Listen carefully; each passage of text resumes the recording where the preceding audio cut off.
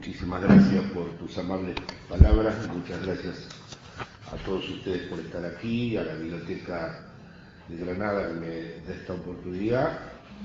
Y bueno, aprovechándome de esta oportunidad voy a improvisar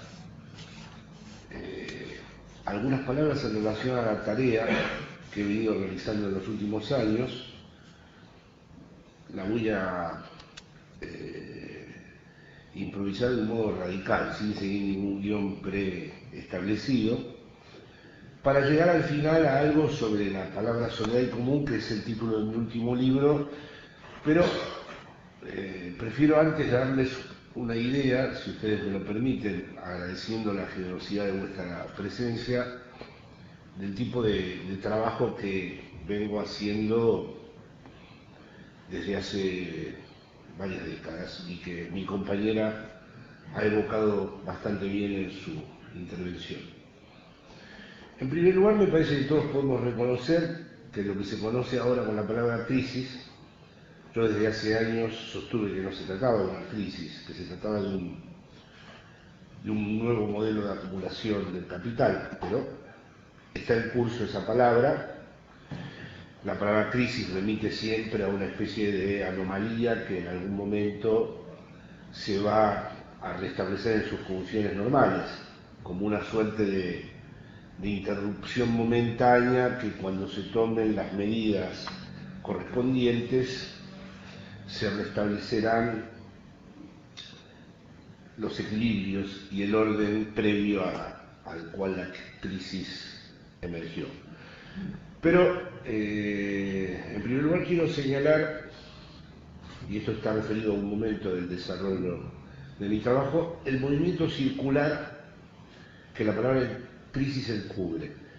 Por el contrario, yo creo que se trata de un estado de excepción, en el sentido en que esta palabra tiene una tradición que arranca con Carl Schmitt, un estado de excepción del capital, donde observamos un movimiento circular que consiste en que, bajo el pretexto de un exceso terrible, que se dilapidó el dinero, que hubo, en muchos casos, empleando de manera bastante injustificable metáforas domésticas, como una familia que gastó lo que no tenía, etcétera, etcétera. Bueno, este exceso ahora hay que compensarlo con un gran sacrificio, con una gran austeridad, con un gran esfuerzo para que vuelva de nuevo la confianza que hay que restablecer, y que es la confianza de un otro que se designa bajo la fórmula genérica de los mercados. Y entonces hay una suerte de movimiento circular, porque resulta que la confianza que hay que restablecer no llega nunca, las renuncias van aumentando, los sacrificios van aumentando, los recortes van aumentando, la austeridad va haciendo sus estragos, se va mostrando cada vez más que en esa alianza de los poderes financieros y los políticos, los vínculos sociales están de más, y resulta que entonces se describe a este movimiento circular, ¿no?, bajo el pretexto de que no es un movimiento circular, que es una cura de una crisis, cuando en realidad todos los días hay alguna de las instancias, se llamen como se llame, el Fondo Monetario Internacional, Banco Central Europeo, la Troika, el señor Draghi, ¿no?, que dice que todavía no ha sido suficiente la renuncia,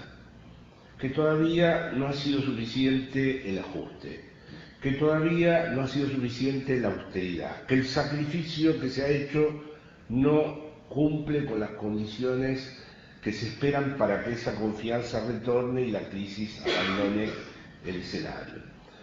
Este movimiento circular, digo circular porque resulta que más renuncia, más exigencia, más renuncia de un lado, más acumulación del otro. Es indudable, este es uno de los términos y una de las cuestiones que trabajé hace unos cuantos años atrás, que exige para su consolidación una determinada posición del sujeto. Es decir, que el sujeto se sostenga de algún modo, como puede, por supuesto, en este movimiento circular, que va por un lado de la acumulación, por otro lado de la renuncia. El capital acumula, el sujeto renuncia y no entiende cómo su renuncia no le pone nunca freno al proceso de acumulación.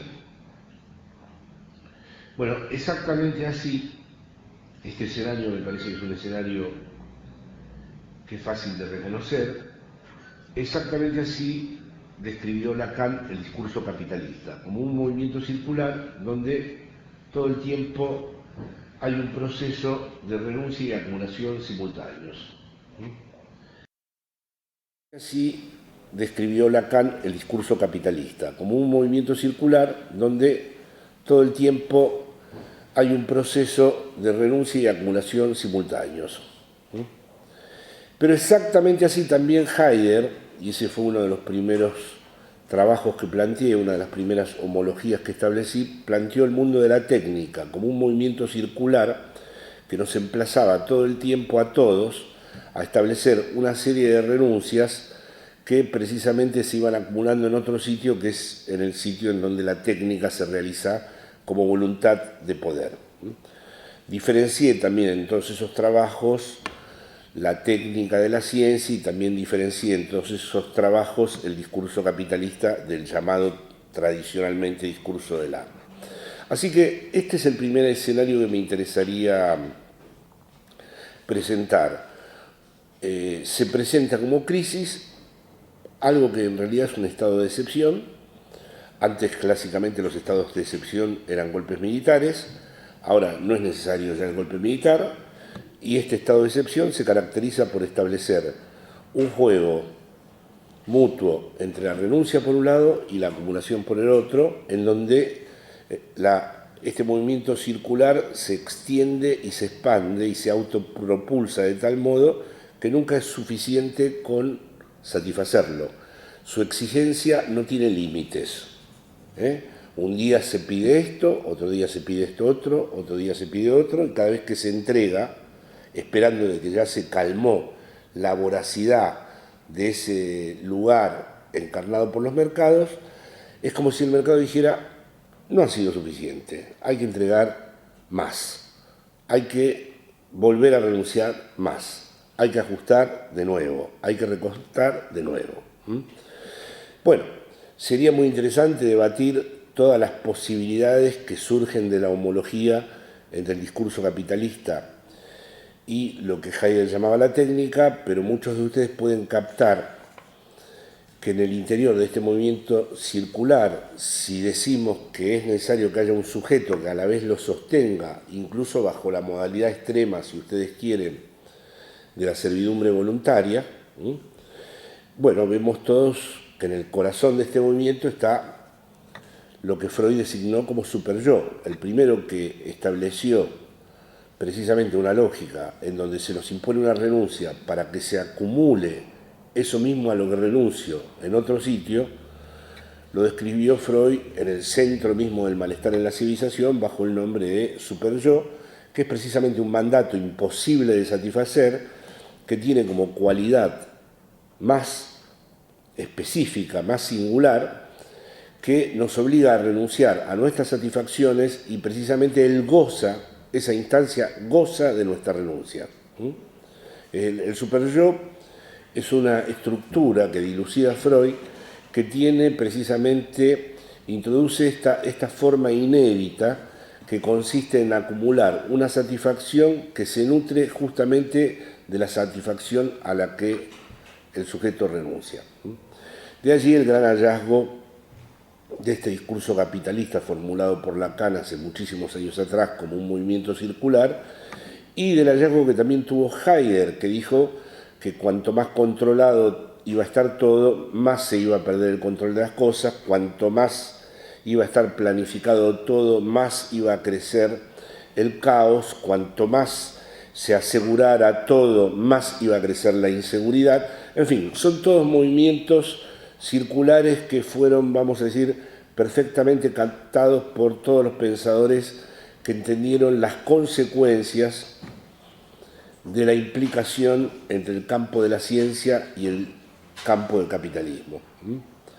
esta implicación entre el campo de la ciencia y el campo del capitalismo, podemos decir que dio lugar al discurso capitalista por un lado y a la técnica por el otro, y podemos situar en el centro de esto que todos los días escuchamos como crisis su cualidad fundamental, que es un estado de excepción. El actual sistema capitalista, su modalidad de emplazarnos es bajo la forma de lo excepcional, porque ya no necesita de los vínculos sociales, ya no necesita de los lazos sociales, va erosionando y socavando todos los lazos sociales, y lo único que se realiza es este movimiento en donde precisamente todos los días es insuficiente lo que se ha entregado. Todos los días el recorte no logra calmar, no logra pacificar, no logra frenar la voracidad ilimitada, porque todo movimiento circular posee algo ilimitado, de precisamente la lógica del capital o de la lógica de la técnica. Son movimientos ilimitados y sus dificultades mayores es pensar entonces su salida. ¿Cómo se sale de un discurso que es ilimitado? ¿Cómo se sale de un discurso que tiene como propiedad fundamental su circularidad? ¿Cómo se establece un corte con respecto a aquello que logra satisfacerse de un modo tal que le pide la renuncia a los sujetos no se rebelan, renuncian a la espera de que en el próximo ajuste ese que está pidiendo la renuncia se calme. Bueno, todo esto ha obligado, y aquí paso a otra secuencia del itinerario del trabajo hecho en estos años, a pensar de nuevo la política no en términos de mera gestión, no en términos de articulación del consenso, no como un subsistema de la realidad, sino volverla a conectar con el proyecto emancipatorio. Pero hay de entrada un problema, que si seguimos esta lógica del movimiento circular que describí antes, descubrimos que estamos implicados como sujetos, que tradicionalmente la emancipación, la semántica que la dominó, la forma de pensarla, ha sido la siguiente: como una fuerza exterior que nos oprime, que nos sojuzga, que nos somete, y que una vez que esté destituida esa fuerza exterior, el sujeto va a encontrar su liberación plena, su realización plena. Pero aquí resulta que no, aquí vemos, y por eso introduje este movimiento circular de entrada, que el sujeto él mismo está comprometido en este movimiento circular, y que no es una fuerza exterior que lo oprime, sino que él mismo forma parte del engranaje en donde se realiza, por un lado, esta acumulación y por otro lado la renuncia. Y por lo tanto se le vuelve muy difícil plantearse qué nuevo lugar podría ocupar que lo sustrajera, que encontrar una forma de salida de este movimiento circular. Tal vez ese sea una de las grandes encrucijadas políticas contemporáneas si seguimos esta lógica que de la manera más sencilla que puedo estoy evocando aquí, que es cómo se sale de este movimiento circular si el sujeto mismo sabe que está implicado, si el sujeto mismo sueña con que se vuelva a restablecer en algún momento el límite. Si, como me decía el otro día un amigo en una cena, no vamos a ir todos al matadero. Alemania en algún momento va a frenar, me decía él, y yo le dije que si revisáramos la historia contemporánea de Alemania, no tendríamos muchas expectativas de que Alemania sepa dónde poner el freno, todo lo contrario, más que haber frenado alguna vez por la racionalidad, lo que ha querido es realizar su voluntad. No tengo claro que Alemania, por ejemplo, en la Segunda Guerra Mundial quisiera ganar la guerra. No creo que haya exterminado a 6 millones de judíos en la Shoah para ganar la guerra. Creo que estaba realizando otro tipo de cosas. Así que esperar que va a haber una racionalidad que va a establecer límites a esto que pide todos los días un nuevo ajuste, una nueva renuncia, no es entender bien la lógica en la que estamos en este momento todos inscriptos. A pesar de que, como decía antes, como el sujeto mismo está comprometido en ella, espera de algún modo que algún tipo de racionalidad surja en algún momento. Por ejemplo, estos amigos me decían que habrá algún momento en donde el propio establishment económico comprenda que así se va a incendiar todo, o que de esta manera va a quedar tan erosionado el campo social que se va a volver inhabitable el mundo. Bien, son todas apelaciones a que surja de algún modo en este movimiento circular, en esta glotonería voraz del superyo, para usar una expresión de Lacan, algún tipo de orden de racionalidad que vuelva a regular, pacificar, establecer lógicas, introducir condiciones racionales. En principio no tenemos ninguna prueba histórica de que las cosas funcionen de este modo. Lo que sí sabemos es que por primera vez en esta imbricación del capital y la técnica se ha desencadenado, en particular sobre Europa, ya había habido otros laboratorios en otras partes del mundo, un movimiento que no necesita, como dije antes, de los lazos sociales, que le basta con realizar su propia voluntad acéfala, excepcional, vuelvo a remarcar el estado de excepción, de su movimiento circular. Ese es un escenario. Junto con este otro escenario, por eso digo que se impone pensar el proyecto emancipatorio. Junto con este otro escenario vemos que a nivel de la subjetividad, algo que ya fue precedido por el cine y por la epidemia zombie que rige gran parte de las cosas que se nos muestran a través de las imágenes, vemos que empieza a tener una gran importancia los que sobreviven a su propia muerte, ya sea bajo la forma del zombie, bajo la forma del vampiro, pero todo eso está soportado por un paradigma neurobiológico que intenta cada vez más separar al sujeto de sus propias experiencias, como si él fuera nada más que la víctima de un shock terrible, frente a lo cual no tiene nada que decir, y con respecto a lo cual no tiene nada que relatar. Es lo que Walter Benjamin en su día en un gran texto llamó la pobreza de la experiencia. Es decir, un sujeto, por eso tal vez un filósofo como Agamben se fijó en la figura del musulmán, que era el modo que tenían en el campo de concentración de designar a ciertos sujetos que sobrevivían a su propia muerte estando vivos pero sin ya vida. Como si el paradigma fuera neurobiológico en el sentido de que son todos, es una idea de que uno está afectado de un shock que ha producido un gran daño traumático, pero sin embargo no puede con respecto a eso establecer ningún tipo de historia. El movimiento circular del que hablaba al principio, denominado falsamente crisis, que encubre el estado de excepción, es un modo de cancelar la política. Es como es lo que dice el léxico de la calle, lo que está cayendo, como si fuera la lluvia. No hay ningún estado de naturaleza en el asunto. Es una operación que forma parte de la estructura misma de la economía política y que se rige actualmente como un estado de excepción que se realiza a través de este movimiento circular donde hay que renunciar y acumular. Lo mismo pasa con esta cuestión de los shocks que se parecen a este chiste macabro que dice, mire, tengo una muy mala noticia para usted, tiene Alzheimer, pero la buena es que dentro de un rato se va a olvidar cuando llegue a su casa. Es decir, el sujeto ya, esta es otra de las modalidades de la cancelación de la política, el sujeto ya no tiene ninguna historia. De hecho, los suicidios que estamos viendo no es por el estado de necesidad solamente en el que caen los sujetos, es porque no hay dónde narrar esa indignidad, es porque no hay ningún lugar que permita articular nada, es el colmo de la demostración de la cancelación de la política.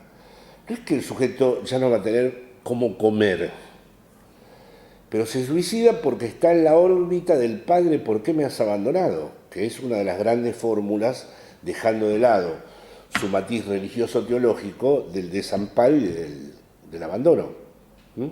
Es decir, este sujeto empieza a sobrevivir a su propia vida, no tiene dónde inscribirse, no hay ningún otro en donde él pueda articularse como historia y se mata. Hay que recordar que precisamente en este movimiento circular Freud diferenciaba al obsesivo del melancólico con respecto al superyo, diciendo que en el caso del melancólico toda la fuerza del superyo había tomado ya su yo, toda la exigencia, todo el mandato lo hacía sentir indigno de seguir viviendo. Bueno, esto es otro de los aspectos que muestra una cancelación de la política. El otro aspecto es la metamorfosis, esto lo he trabajado en el texto de la izquierda lacaniana, la metamorfosis que se ha producido en el orden de la pobreza. Es decir, antes la pobreza era evidentemente un menos, en el sentido de que la pobreza estaba atravesada por aquello de lo que se carecía, y ahora la pobreza es un más, usando, me permito hacer referencias a palabras lacanianas, porque sé que ustedes han escuchado ya a otros hablar así, la pobreza es un exceso de goce.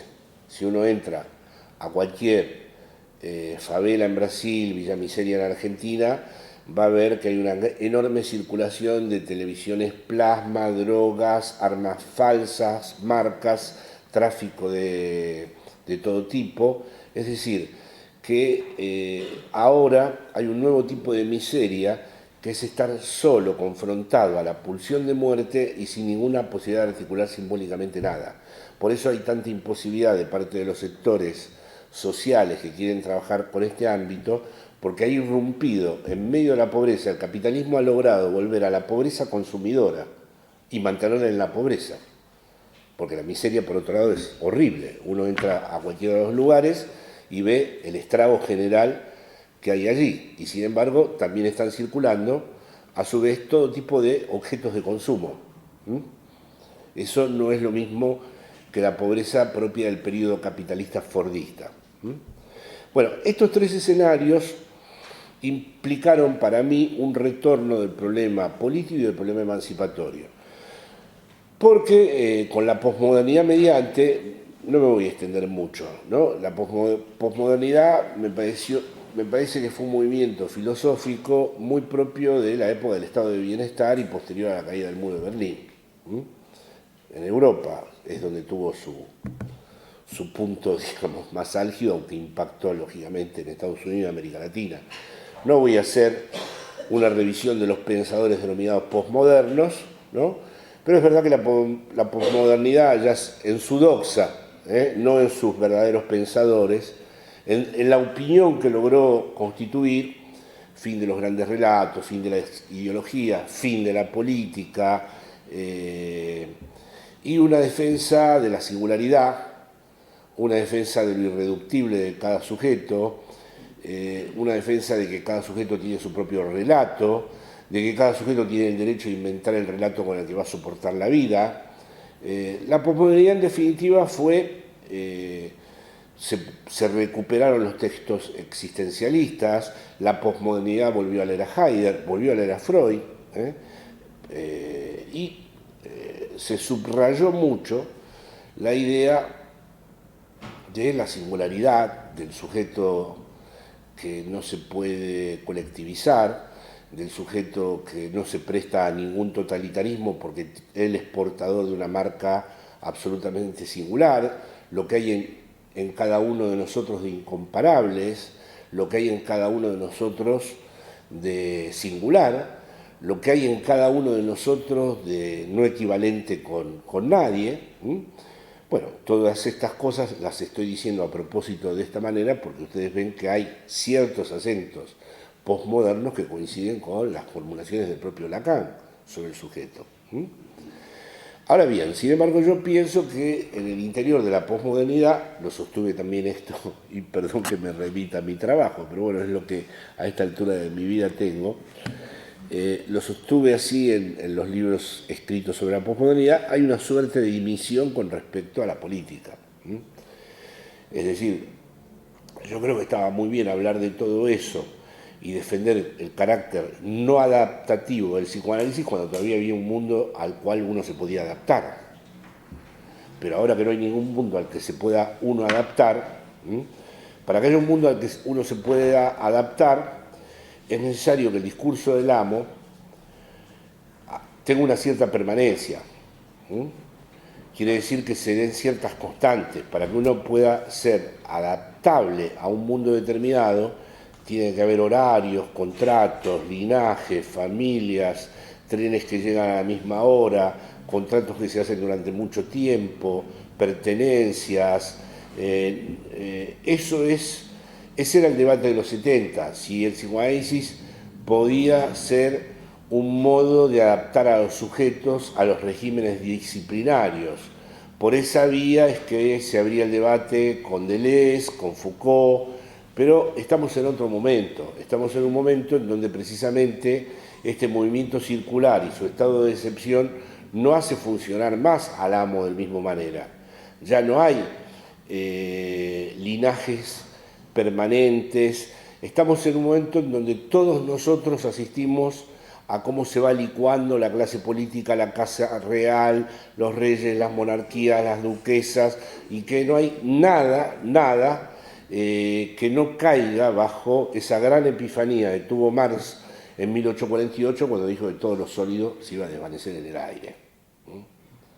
Todos los sólidos se desvanecen en el aire, pero no por las protestas, ni por el mayo del 68, ni por la rebeldía juvenil, sino por la marcha inexorable de la forma mercancía y la lógica del capital y el estado de excepción que ha impuesto, que no reconoce límite alguno.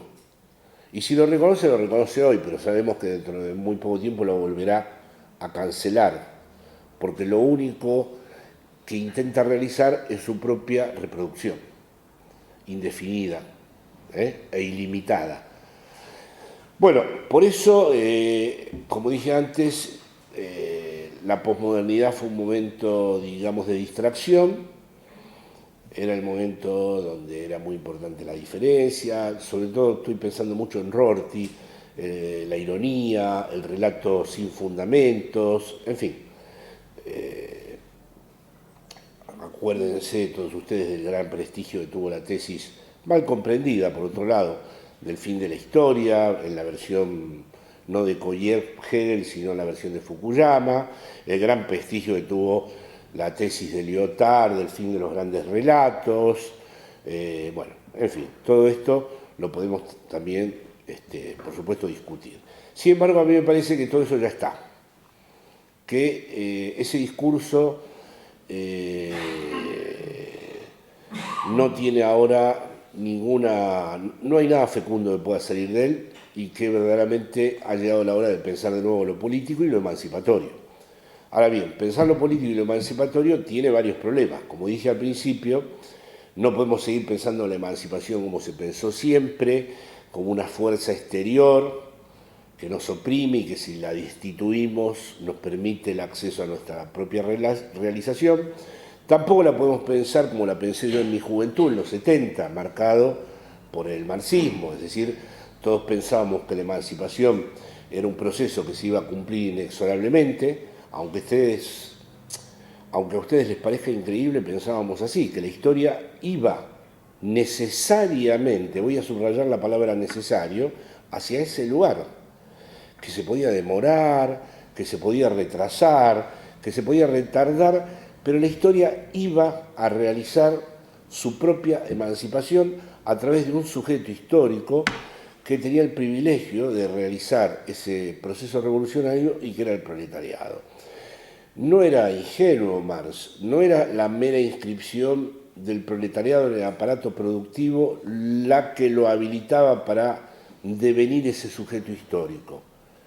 Había que hacer una suerte de pase, había que pasar de ser la clase en sí a la clase para sí. Esta es la impronta hegeliana que había en aquel entonces. El debate de cómo pasaba el proletariado, o los trabajadores, o la clase obrera, según las distintas jergas militantes de la época, de la clase en sí a la clase para sí, era el núcleo duro donde se era o trotskista, o maoísta, o del PC, porque ahí estaba el centro del asunto, cómo se realizaba el pasaje de una clase que trabajaba, era explotada bajo la forma mercancía de la fuerza de trabajo explotada y pasaba a volverse un sujeto histórico. Este nexo exigía la relación entre la teoría y la praxis. De hecho, siempre me conmovió, ahora estoy volviendo a leer la biografía de Trotsky, escrita por él mismo, su autobiografía. En el primer encuentro con Lenin, Trotsky le da cuenta de todo lo que está pasando antes de la Revolución de Octubre y Lenin le pregunta, sí, pero en la teoría, ¿cómo estamos? ¿En qué punto estamos? Es decir, era muy importante cómo se pasaba del en sí para sí. Pero había una garantía, había un sujeto supuesto saber de la revolución que era el proletariado. Como lo diría Rancière, había una parte que estaba excluida y que en un momento dado iba a representar al universal. Precisamente por su exclusión iba a representar a la humanidad entera. Una clase capaz de autodisolverse, porque la idea era que el proletariado, cuando llegara el momento de la revolución, iba a dejar de ser proletariado, porque a través del proletariado se iba a realizar la humanidad entera. La aspiración del comunismo no era la permanente dictadura del proletariado, sino que desaparecieran las clases sociales. Atractivo era el panorama.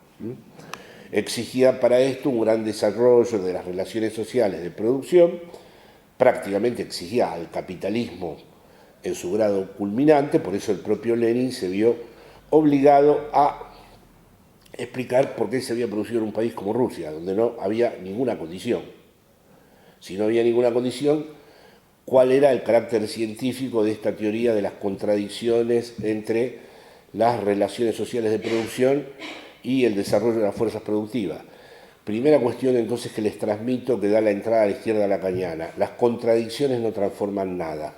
Este movimiento circular que describí, donde hay acumulación por un lado y renuncia por el otro, no se resuelve a través de la lógica de las contradicciones, que es la herencia, vamos a decir, hegeliana del marxismo. Lo que nos abre a considerar si puede haber antagonismos. Tiene que haberlos, porque la posmodernidad fue, entre otras cosas, una dimisión de la política porque encubrió y maquilló los antagonismos sociales.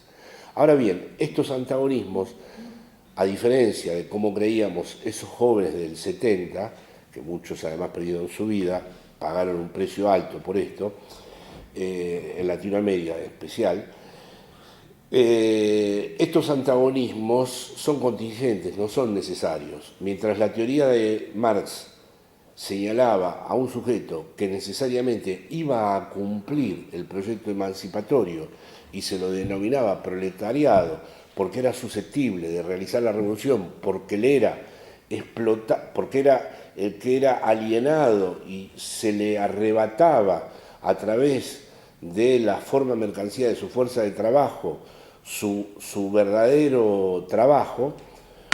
Bueno, ahora tenemos que saber que si el propio trabajador consciente a ello, no pasa nada, que no basta con que endógenamente sea explotado, sino que él tiene que además mostrar y tiene que dar por lo tanto un paso hacia la decisión de que no quiere seguir siendo explotado.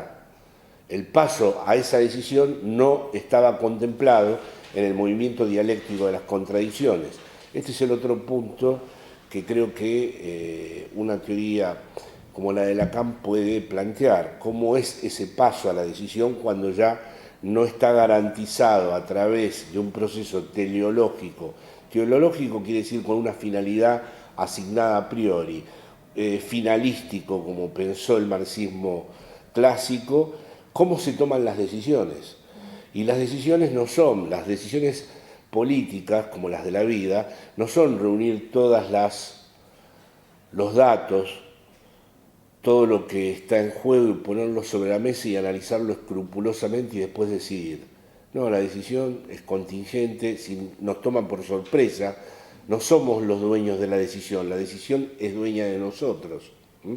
Entonces se vuelve un problema muy apasionante, el problema de la decisión.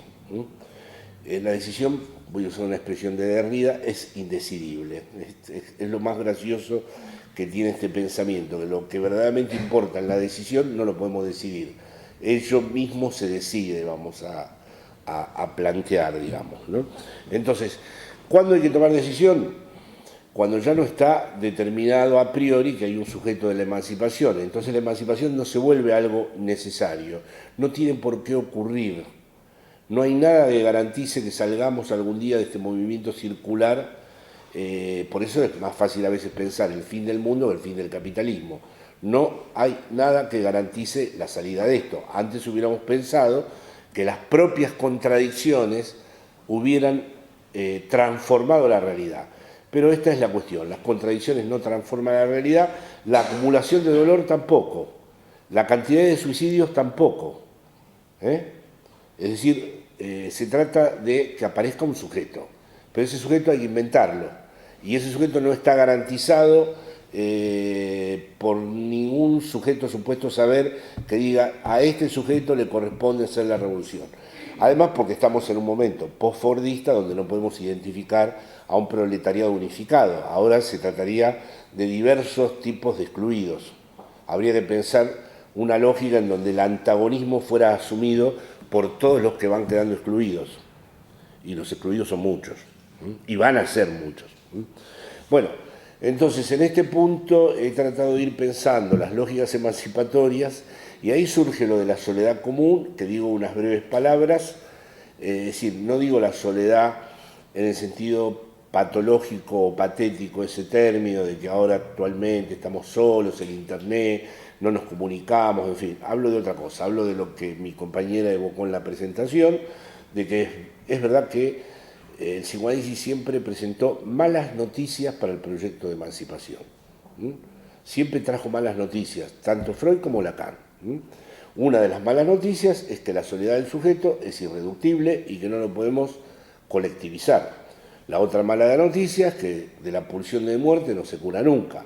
La otra mala noticia es que la revolución es el retorno al mismo lugar. Bueno, Freud y Lacan poblaron el mundo y cada vez que hablaron de las revoluciones y de malas noticias. Mientras tanto, los filósofos trataron de ignorar las malas noticias del psicoanálisis y trataron de acomodar a Freud a las exigencias de la emancipación. Eso fue el freudomarxismo, eso fue de algún modo el antiedipo de Deleuze, eso fue las hermenéuticas Foucaultianas, eso sigue siendo todavía un poco el proyecto de Negri, tratar de que las malas noticias no arruinen el sueño emancipatorio.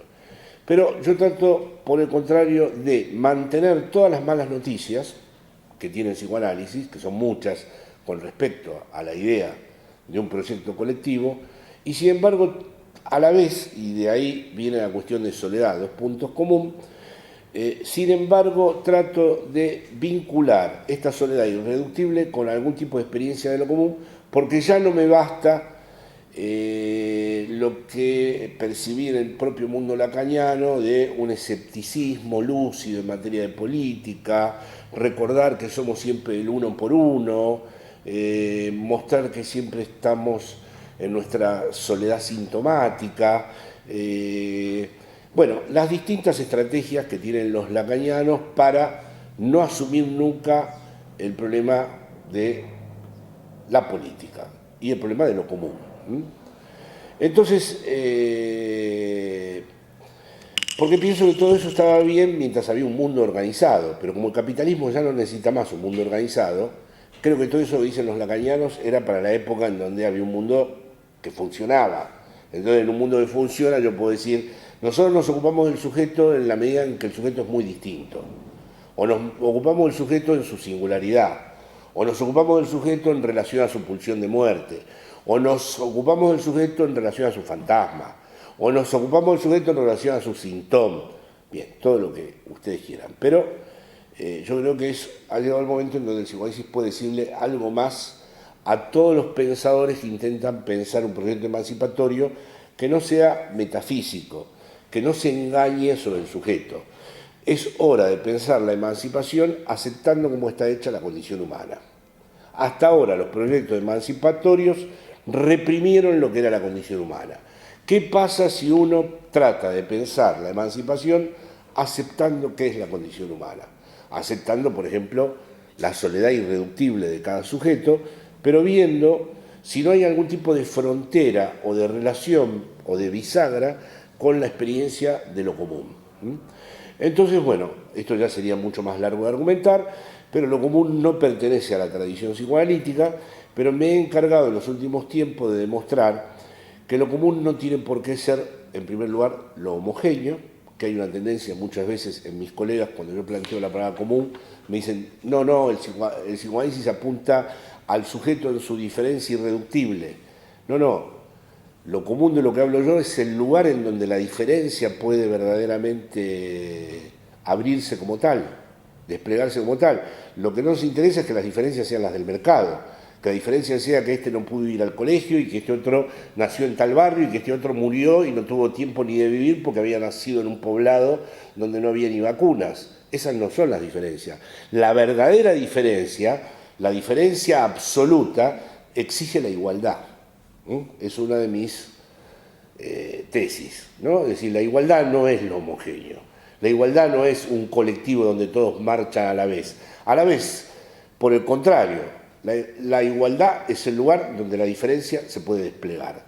Sin igualdad, las diferencias que se despliegan son, como diríamos en la jerga heideggeriana, ónticas, pero no ontológicas. Son diferencias que hacen al individualismo de cada uno. La verdadera diferencia necesita de la igualdad. Y la igualdad, esto es importante, no se puede construir en la lógica del para todos. La igualdad no es para todos lo mismo. Por eso también me permito hacer una articulación entre la igualdad y lo que Lacan llama el no todo, que sería aquí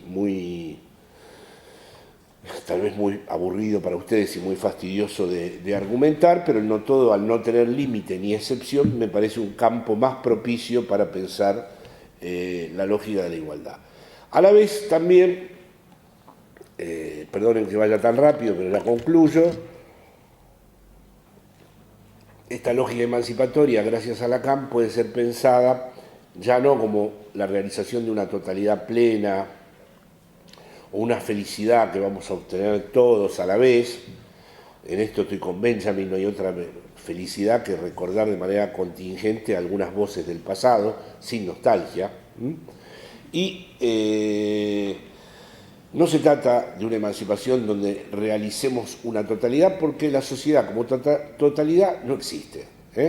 No hay una sociedad total. Hay antagonismos contingentes que no se pueden totalizar nunca. Esta es la cuestión también muy importante que puede pensarse a partir de Lacan. Así como el sujeto está dividido y no es unificable, la sociedad tampoco es una totalidad. Ese fue un problema del marxismo clásico también. Althusser había tenido un enorme valor intelectual, por eso escribió aquel artículo Freud y Lacan, y por eso tenemos un althuseriano famoso aquí en Granada, el profesor Rodríguez. Pero Althusser había visto muy bien que había sabido responderle a Lenin. Es decir, ¿por qué fue en Rusia? Y no basta con las contradicciones, tiene que haber una sobredeterminación. Resulta que la base económica no es suficiente. Tiene que haber una sobredeterminación que no pasa exclusivamente por la base económica. Y entonces Althusser añadió el tema en última instancia. Ahora, en última instancia seguirá siendo un fundamento de una totalidad. Es más interesante la idea de Freud, de sobredeterminación, estoy acatarrado, por eso hablo un poco. La sobredeterminación de Freud, cuando él muestra el trabajo del sueño, nunca hay una totalidad.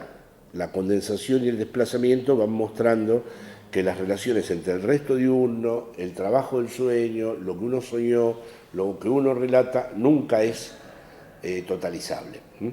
Bueno, la sociedad no es totalizable, la emancipación no va a llegar a un momento donde estemos plenamente en una sociedad donde no haya ni pulsión de muerte, ni locos, ni angustiados, ni gente que quiera cambiar su condición sexuada. No, al revés. Lo que permitiría la igualdad es que cada uno fuera su propia singularidad. Así que hay que reformular todo el horizonte de lo que ha sido hasta ahora el denominado socialismo científico o socialismo real. Me distancio en mi reflexión sobre lo común también del modo en que Negri, en la tradición de Deleuze, teoriza esto común. Ellos lo teorizan por el lado de las redes, como que lo que tenemos en común, apoyándose en Marx, es el general intellect, es decir, las redes sociales le dan un valor cognitivo a lo común. No, lo común en Lacan, ¿dónde está lo común? Cuando los expertos se callan, eso es lo común. Defino lo común como aquello de lo que no puede hablar ningún experto. Y ningún experto puede hablar de lo que es nuestra relación con la lengua. Es decir, de cómo nos arreglamos con los tres no hay de los que habla Lacan. No hay relación sexual, no hay otro del otro y no hay metalenguaje. Ahí los expertos no tienen nada que decir. Antes de ir a los buenos o los malos colegios, antes de los que mandan y obedecen, cada uno balbucea un montón de palabras y con eso arma su soledad sintomática y su relación con los otros. Eso por ahora el circuito de la mercancía no lo ha podido apropiar. Y no lo ha podido apropiar porque no hay ningún experto para eso. El otro día, por ejemplo, escuché un experto psicólogo, asesor de la bolsa, que formaría parte, digamos, del ejército triunfante zombie, que explicaba que era un gran momento para los emprendedores, que son los del hemisferio, ahora no me acuerdo si era el izquierdo o el derecho, todo con una sonrisa, decía que esta era una gran oportunidad porque los que tenían el hemisferio, hay un hemisferio que es el creativo y hay otro que es el estúpido. El estúpido es el que quiere trabajo y que le den un puesto y que le reconozcan algún lugarcito, y en cambio el creativo sabe cómo él se inventa a sí mismo, y entonces con una sonrisa enorme decía que era el gran momento para los del hemisferio, ¿no? Lo cual habría que decir, bueno, habrá que escanear a toda la población, a ver qué hemisferio tiene y eliminar a todos los que no disponen, digamos, de esta... Forma parte, digamos, de otra cancelación de la política que está en curso. Bueno, entonces, todo esto abre una interlocución, vuelvo con Lenin, él decía que la filosofía formaba parte de la lucha de clases, era la manera de decir que la teoría forma parte de los acontecimientos y no al revés. No es que yo a priori explico los acontecimientos. Entonces ahora estamos hablando con los amigos del 15M, con los de los nuevos movimientos sociales, porque el pensamiento está ahí, no está en uno. No es que el teórico viene y piensa. El pensamiento surge de esas prácticas que todavía no están ni delimitadas teóricamente, ni articuladas teóricamente, pero que ya empiezan a cifrar un saber que tenemos que escuchar. Para poderlo escuchar, a la vez uno tiene que preparar esa escucha. Y la manera de preparar esa escucha es tratar de ver en qué modo lo común puede ser pensado en términos lacanianos. Lo común puede ser pensado en términos lacanianos cuando uno piensa lo común de manera no jerárquica, de una manera en que los expertos no pueden intervenir. Y a ese común yo lo llamo la lengua. Uso un neologismo de Lacan y entro en un debate con la manera en que trata lo común Negri o otros pensadores pertenecientes a la tradición deleuziana. Yo cada vez que participé de un acontecimiento colectivo importante, nunca me sentí disolverme en la masa. Siempre sentí que irrumpía la soledad común. Nunca sentí que mi singularidad desaparecía, que formaba parte de una especie, como le gusta decir a los igualistas, ahí la identificación con el líder desaparece, se desubjetiva. No tuve ese efecto nunca. Y escribo en función de ese legado, de las experiencias que valoro a lo largo de mi vida, donde la soledad común irrumpió. No me creo que cuando aparece lo colectivo aparece la desaparición del sujeto. Al revés, tal vez aparece una invención distinta del sujeto. Un sujeto distinto al que está comprometido en el movimiento circular del superyo, en donde espera que a través de sus renuncias algún día cambie algo. Bueno, nada más y muchas gracias por haberme escuchado.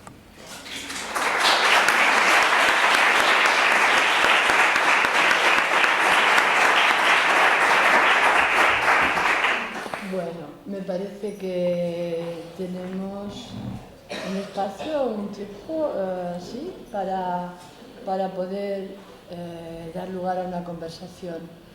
Una conversación que yo pienso que, vamos, seguro que a todos y cada uno en este espacio común algo les ha tocado de lo que Jorge Alemán ha trabajado aquí hoy para nosotros. Damos paso a la conversación con cualquier comentario, pregunta o aclaración que tengáis en mente. ¿De acuerdo?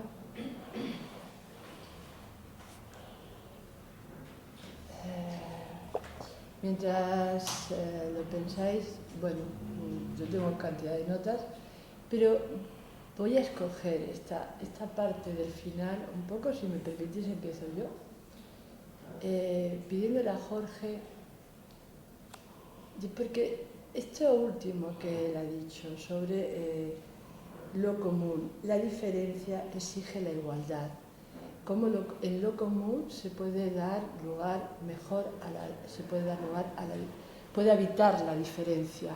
Me parece esto de una riqueza extraordinaria, ¿no? Y si puede decir algo más sobre este asunto. Una riqueza extraordinaria porque incide en la forma en que podemos tomar un poco mayor acceso a la responsabilidad, incide en la clínica para los que la practicamos, en fin. Sí, o sea, a ver, cuando yo era joven, hace mucho tiempo atrás, leí ya esa autobiografía de Trotsky. Entonces,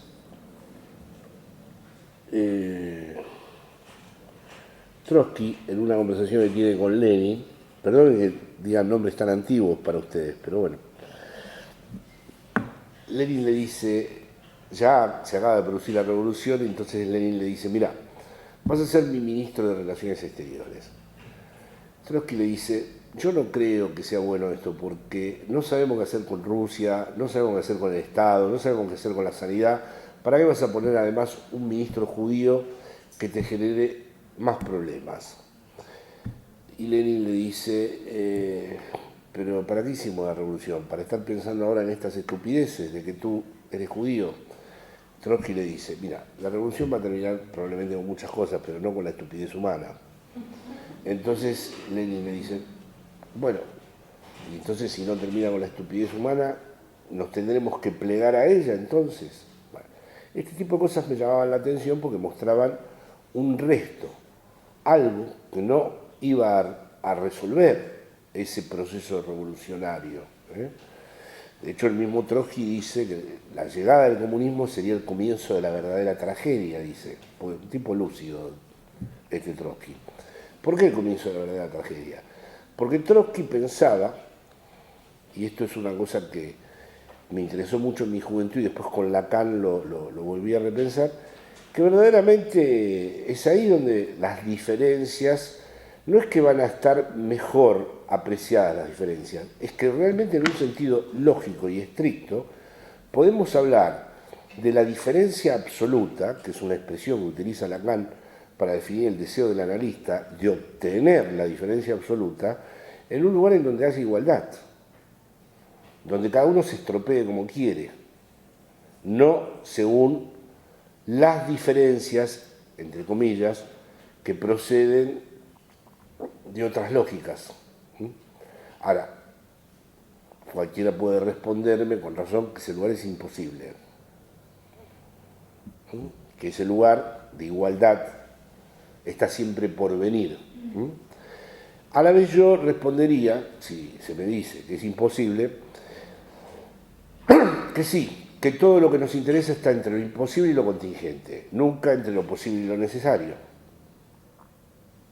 Y que las cosas importantes de una vida son aquellas donde se suspendió transitoriamente lo imposible. O sea que esta es un poco la posición en la que estoy. Me dirían, esa igualdad donde por fin tomaría lugar la diferencia es imposible. Vale. Ahora, si no se hubiera a lo largo de la humanidad mostrado la irrupción de esta igualdad, la historia de la humanidad sería la historia de la pesadilla y el campo de concentración. O sea, si no es esto de la igualdad, la historia del ser humano no es más que la historia de la Shoah de los campos de concentración y del exterminio. Puede ser, es como diría Joyce, la historia es una pesadilla de la que me quiero despertar. Puede ser que la historia del ser humano sea la historia nada más de las sucesivas atrocidades que ha cometido. Si no es solo eso, sostengo que hay que atender a los momentos donde misteriosamente quiso la igualdad. Deseó la igualdad. Hubo episodios históricos muy importantes, acá en España en especial. Bien, paso a Willy, ¿quería comentar algo? Sí, en algunos de su escrito último habla precisamente de ofrecer desde las posiciones lacanianas, desde Cabo Gillano, un duelo, o sea, que se puede hacer el duelo del marxismo, no solo del marxismo de los años 70, de los años 70, sino también, supongo, de los movimientos demostratorios actuales. ¿En qué sentido y cómo se podría hacer? Sí, bueno, eso lo dije en la izquierda lacaniana y te agradezco mucho que lo hayas evocado, porque sí, porque el problema que pienso muy a menudo es que ahora cada vez hay más un interés por los denominados post-marxistas por Lacan.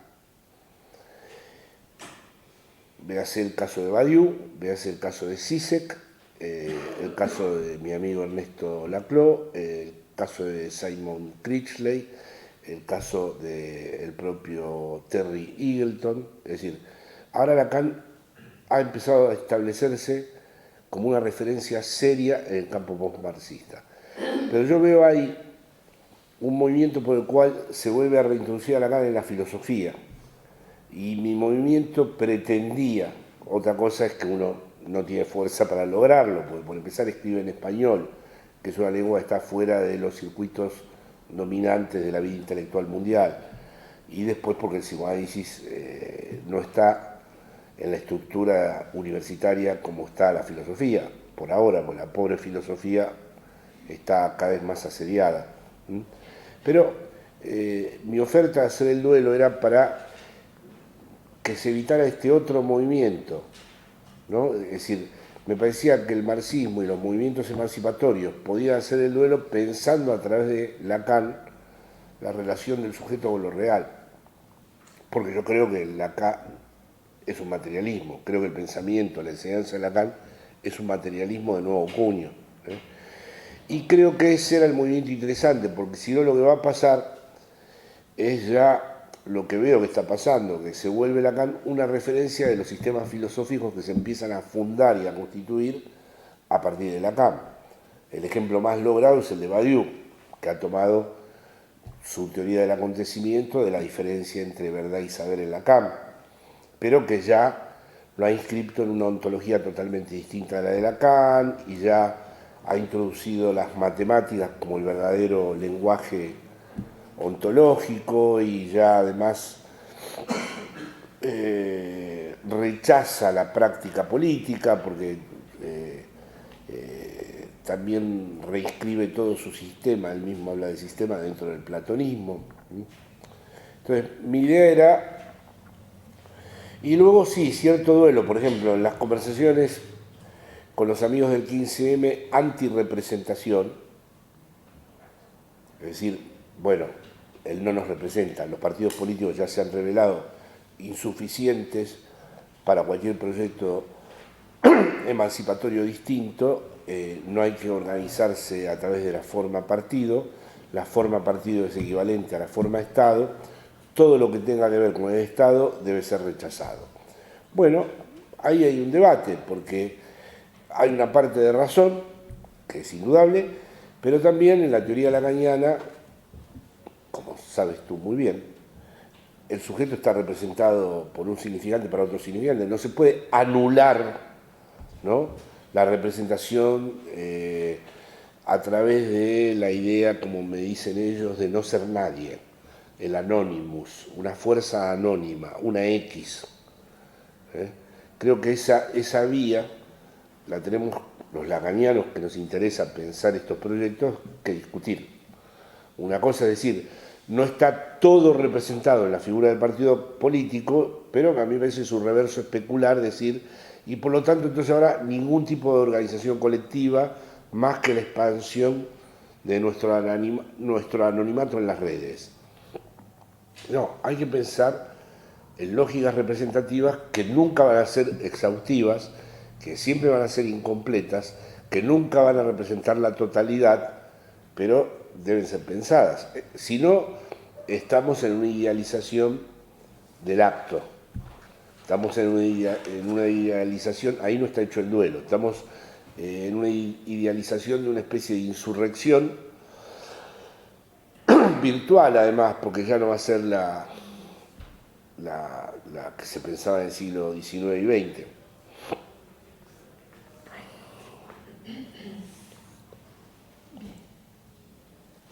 Jesús. En dos momentos de la conferencia han dicho, ha llegado el momento, es hora de. A mí eso me ha remitido al último libro tuyo, el de Soledad Común, que por cierto recuerdo que está ahí a la venta y que convendría leerlo, sobre todo los jóvenes. A mí eso me ha recordado algunas de las cuestiones que más me han chocado de este libro y que para las que le voy a pedir algo de aclaración. Cuando hablas, por ejemplo, de inventar un sujeto por fuera de los dispositivos de la explotación capitalista. Es decir, ha llegado el momento, es la hora de inventar un sujeto por fuera de los dispositivos de la explotación capitalista. Lo que uno también, con la otra cuestión que me parece muy fuerte, cuando hablas de la tensión de tu pensamiento político, como ser con lo otro de otra forma que tal y como la conocemos en el capitalismo. O bien, cuando dices que están dadas las condiciones, y eso es lo que más me gustaría aclarar, están dadas las condiciones para contar cómo la existencia es un hecho político, susceptible de inscribirse en una secuencia de transformación.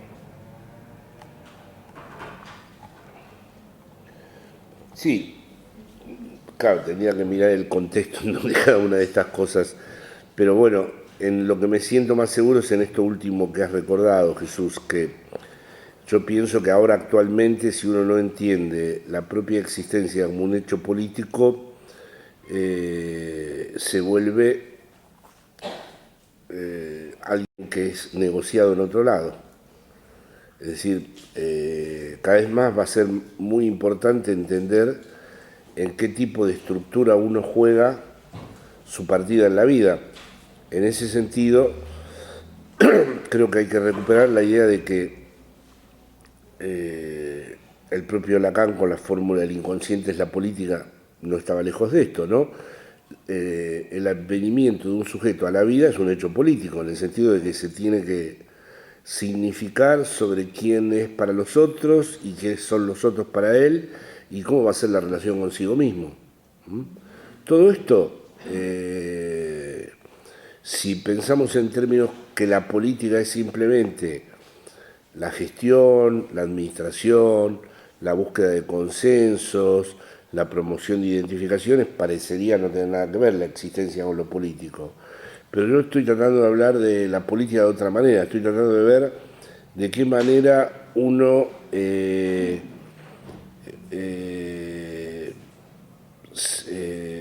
trabaja sobre las significaciones que nos dominan, ¿no?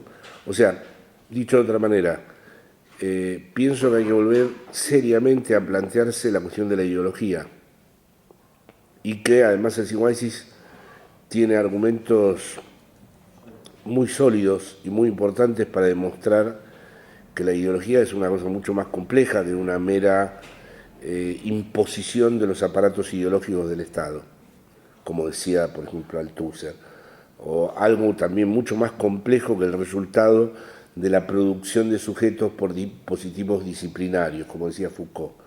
Creo que la ideología juega un papel importantísimo en el inconsciente. Creo que la ideología juega un papel importantísimo la voz y la mirada de los otros. O sea, la ideología es como un fantasma que no se puede analizar. Y es, en ese sentido es como le podríamos dar a la existencia de este estatuto político, ¿no? Político en el sentido de, no en el sentido de la profesión. Ahora se llama político enseguida una profesión. Es decir, político en el sentido de desprofesionalizar, ¿no?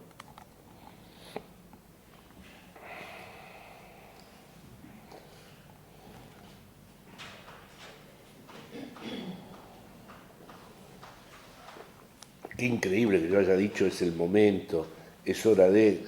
Qué entusiasmo, ¿quién puede decir es el momento, es hora de... Y más después de lo transcurrido. Por eso digo, qué bárbaro lo que uno dice.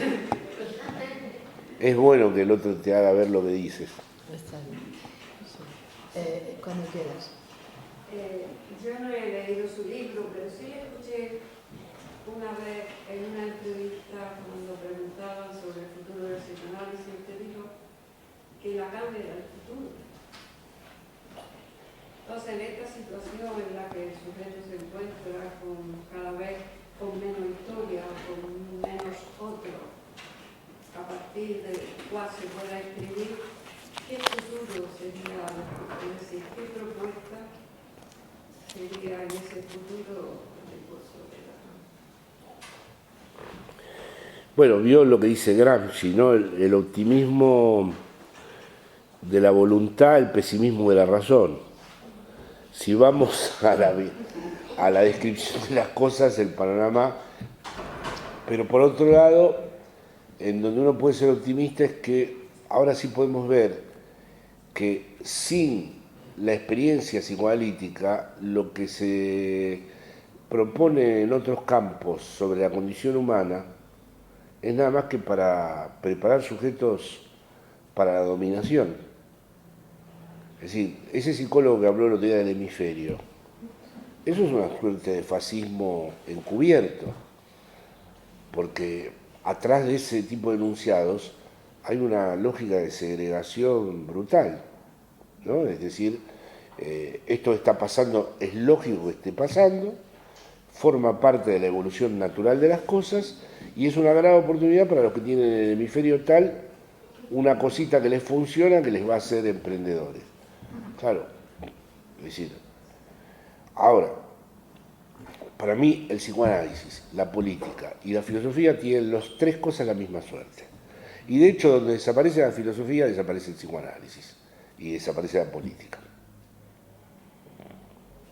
Son tres puntos de convergencia en un nudo que se pondrá a prueba con el desarrollo y el destino de la humanidad, ¿no?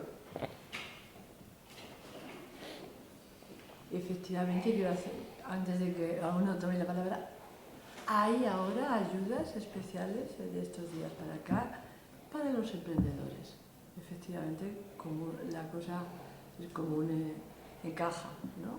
Claro, pues les han contado el cuento, ese señor lo explicaba, de que la gente ha estado acostumbrada a depender del Estado. Efectivamente. Y ha llegado el momento de los emprendedores. Pero ¿qué encubre ese discurso? Que hay tres cosas. Lo mismo que la sanidad, la educación y el medio ambiente, que si usted se la deja al capital, se acabó todo.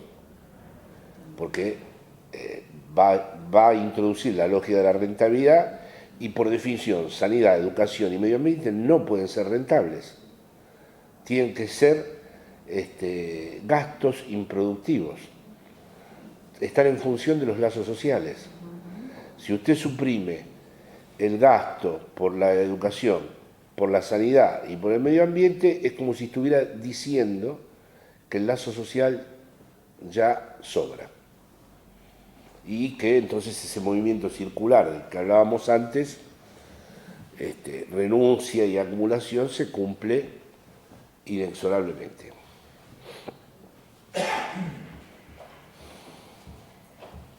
¿Loco? A mí me parece muy interesante cómo entra el concepto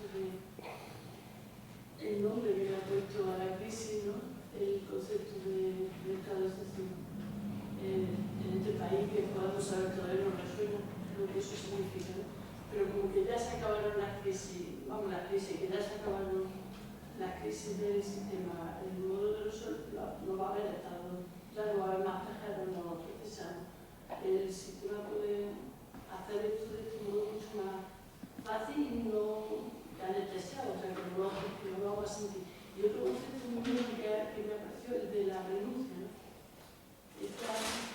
La renuncia y cómo eso se utiliza, por ejemplo, los que somos funcionarios del gobierno, del Estado, de la Junta, de lo que sea, no quitaron la paga extra, ¿no? Pero no lo pusieron como una cosa que te quito, sino como una renuncia de los funcionarios. No me da la renuncia de, oye, yo no sé de autoritaria, hemos renunciado, no sé qué hemos renunciado nada, no han quitado el punto, pues en las noticias y todo era la renuncia de la paga extra. Entonces, la palabra renuncia. Otra palabra, la decisión, que usted utiliza también, la decisión personal. Se acabaron los convenios colectivos. Ahora toda la empresa, con la crisis, tiene como que decidir, el comité de empresa tiene que decidir, esa decisión es o echamos a 350 o rebajamos a todos un 30% de vuestro sueldo. Decidir. Y hacen como una decisión, esa decisión también igual, ¿no? El nombre a la propia, o sea, ya no hay una llamada a ver qué dice el convenio, qué dicen de otra empresa, no, ya es así, es una decisión más en lo personal. Hemos renunciado a la paga extra y tenemos que decidir que antes de que echen al cliente, no vale que renunciamos también y renunciamos a algo de derecho. Que sabemos que es suficiente. Lo del estado de excepción es una cosa que es importante que usted la haya rescatado, porque es verdad, la particularidad es que no hay necesidad, como decía Carl Schmitt, de suspender el orden jurídico democrático, porque ya ahora nadie decide ni accede al lugar donde se toman las decisiones, porque ya funciona como si hubiera habido un golpe y sin el golpe. Eso es una novedad europea, porque todo esto mismo pasó, pero con golpes militares en Latinoamérica. Hoy el joven taxista que me llevaba para Atocha, cuando venía, me dijo, aquí tiene que haber una guerra. Le dije, ¿de quiénes contra quiénes? Y me dijo que no. Esto era el estado de excepción personal, peligrosísimo. Le dije, ¿pero a quién? Le digo, usted, por ejemplo, ¿a quién querría matar? Y se quedaba pensando, me miraba y me decía, tiene que haber una guerra, tiene que haber una guerra. Le digo, bueno, pero una guerra quiere decir que usted ha identificado un enemigo. O no se atrevía a decírmelo, porque los enemigos eran los extranjeros o los políticos. Pero son, vamos a decir, enunciaciones del estado de excepción. Eso puede ser en cualquier momento reclutado para cualquier cosa. No era un antagonismo de alguien que dice, bueno, acá hay que pelear por lo nuestro, No, tiene que haber una guerra. Es decir, quiere decir que hay gente que sobra. Y cuáles eran, él no podía identificar. Yo estuve 15 minutos diciendo, a ver, pero piénselo, digo, por ahí usted tiene alguna idea de que la guerra,